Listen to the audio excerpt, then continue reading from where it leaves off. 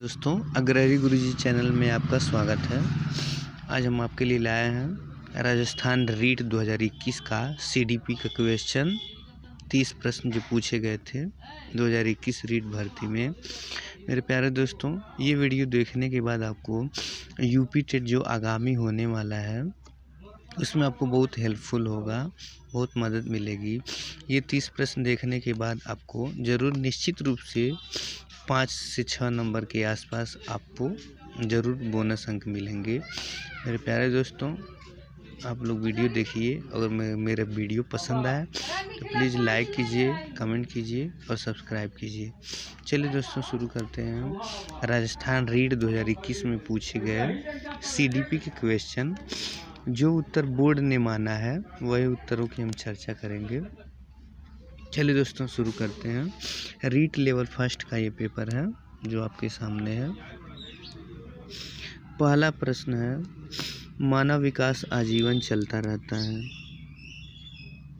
यद्यपि दो व्यक्ति बराबर नहीं होते, किंतु सभी सामान्य बालकों में विकास का क्रम एक सा रहता है।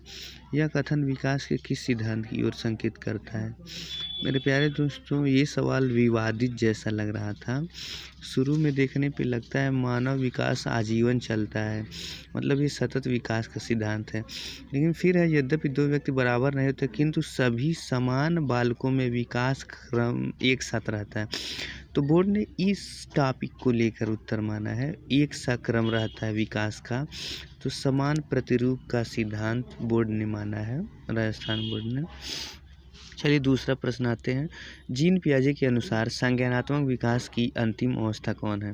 दोस्तों, हम सभी को पता है पहली अवस्था पेशीगामक होता है, संवेदी। दूसरा पूर्व संक्रियात्मक अवस्था। तीसरा मूर्त संक्रियात्मक अवस्था। और चौथा हमारा अमूर्त संक्रियात्मक अवस्था। ये हमारा उत्तर हो जाएगा। तीसरा प्रश्न है दोस्तों हमारा, अनुवांशिकी के जनक कौन है? तो ये सभी जानते हैं ग्रेगर मेंडल हैं, जो मटर का ये थे। यही आंसर है। तीसरे प्रश्न पे चलते हैं, चौथे पे। व्यक्ति का मनोविश्लेषणवाद का सिद्धांत किसने प्रतिपादित किया? तो दोस्तों, हम सभी को पता है मनोविश्लेषणवाद का सिद्धांत सिगमंड फ्रायड। एक 10 वर्षीय बालक की मानसिक आयु 12 है तो उसकी बुद्धि लब्धि क्या होगी? तो दोस्तों, हम सभी को पता है बुद्धि लब्धि का सूत्र होता है मानसिक आयु बटा वास्तविक आयु गुणे 100। तो मेरे प्यारे दोस्तों 120 आएगा। नेक्स्ट आते हैं छठे प्रश्न पे। अल्बर्ट बंडूरा द्वारा प्रस्तावित अधिगम का सिद्धांत है। हम सभी को पता है Albert Bandura social learning theory दिए थे। सोशल लर्निंग थियरी डी पे जाएंगे। रेमंड केटल द्वारा कितने व्यक्तित्व कारक प्रस्तावित किए गए? हम सभी को पता है केटल ने 16 शील गुणों का वर्णन किया था, तो 16 करेक्ट आंसर हो जाएगा। चलिए नेक्स्ट 8वें प्रश्न पे जाते हैं। निम्न में से कौन सा मास्लो की आवश्यकता के पदानुक्रम में सम्मिलित नहीं है? तो इसका सही उत्तर हो जाएगा व्यक्तिवाद एवं समूहवाद। ये नहीं होता है। 9वें प्रश्न पे जाएंगे। एक व्यक्ति में एक समय पर दो विपरीत इच्छाओं का होना कहलाता है।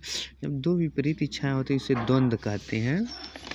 करूं या न करूं, करूं या न करूं, ये दो विपरीत इच्छाएं हैं। 10वां प्रश्न है, निम्नलिखित में से कौन सा अनुसंधान स्टीफन कोरे से संबंधित है? तो स्टीफन एम कोरे ने क्रियात्मक अनुसंधान दिया था।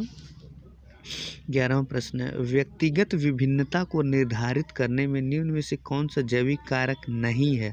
व्यक्तिगत, तो ये सबसे आसान सवाल है। अभिभावक बालक संबंध से व्यक्तिगत विभिन्नता निर्धारित नहीं की जा सकती। चलिए हमारा 12वां प्रश्न है, डाउन सिंड्रोम का लक्षण का कारण है? तो त्रिगुणता 21 है, 21 ये करेक्ट आंसर हो जाएगा। हमारा 13वां प्रश्न है, विश्वसनीयता की अवधारणा से आशय है? तो दोस्तों, इसमें थोड़ा संशय था। गणनाओं की समरूपता भी सही माना जा सकता है, यही होता भी है, लेकिन बोर्ड ने प्राप्तांकों की बारंबारता को सही माना है। बोर्ड ने, राजस्थान बोर्ड ने प्राप्तांकों की बारंबारता को सही उत्तर माना है।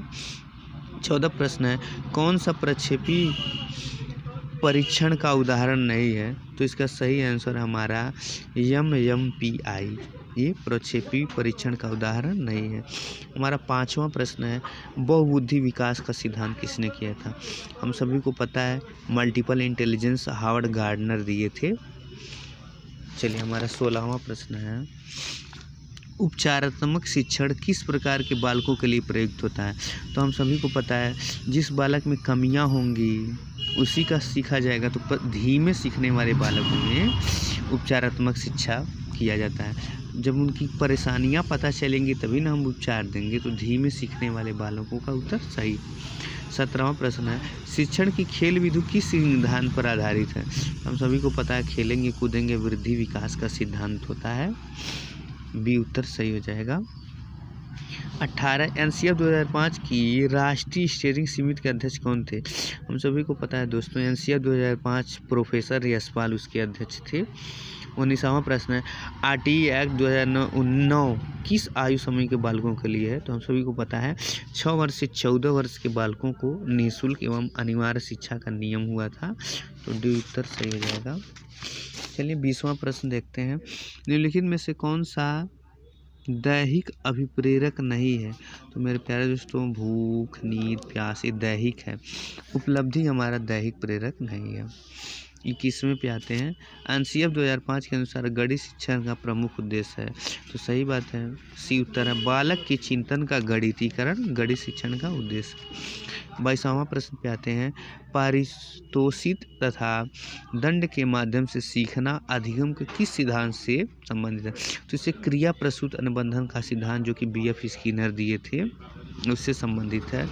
23 प्रश्न है, निम्नलिखित में से कौन सी प्रक्रिया बाल्यावस्था के दौरान सीखने से संबंधित नहीं है? तो ये प्रश्न देखिए बोनस में आया था क्योंकि इसमें बहुत सारा चीज़ है। बाल्यावस्था के दौरान सीखने से संबंधित पूर्व अनुभव, बच्चा जब छोटा रहता है तो पूर्व अनुभव से नहीं सीखेगा, ये भी सही है। बच्चा छोटा रहेगा तो अनुभव नहीं रहेगा। प्रतिबिंबन ये भी सही है।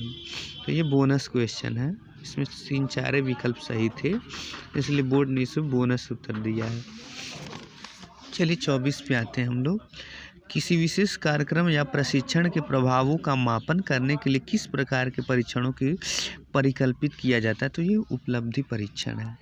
चलिए दोस्तों 25वें पे आते हैं, विकास की किस अवस्था में एक व्यक्ति व्यावसायिक समायोजन का समस्या का सामना करता? तो किशोरावस्था में व्यक्ति लोगों से समाज से रूबरू होता है तो उनसे व्यावसायिक समायोजन का सामना करना पड़ता है, किशोरावस्था सही उत्तर है। 26वां प्रश्न है, शिक्षण अधिगम का मनोवैज्ञानिक आधार किस बात पर निर्भर? तो ये सही अध्यापन शैली पर निर्भर करता है, ए ऑप्शन सही है। हमारा 27वां प्रश्न है, आरटीई एक्ट 2009 के अनुसार प्राथमिक विद्यालयों में विद्यार्थी अनुपात होगा। तो प्राथमिक विद्यालयों के लिए 30:1 होता है और उच्च माध्यमिक विद्यालय जो 6 से 8 होता है वो 35:1 होता है। तो प्राथमिक विद्यालयों के लिए 30:1, 30 छात्र और 1 शिक्षक प्राथमिक विद्यालयों के लिए। हमारा 28वां प्रश्न है, मध्यावधि परीक्षा का उदाहरण है। तो दोस्तों ये जो योगात्मक मूल्यांकन होता है, समेटिव मतलब होता है जो वर्ष के अंत में हो, या मध्य मतलब हमारी अर्धवार्षिक परीक्षा और वार्षिक परीक्षा, ये मध्यावधि परीक्षा का उदाहरण है। योगात्मक परीक्षा मतलब जो वर्ष के अंत में हो, 2 बार हो, अर्धवार्षिक और वार्षिक। हमारा सी उत्तर सही है। हमारा 29वां प्रश्न है, कौन सा रोग वंशानुगत नहीं है?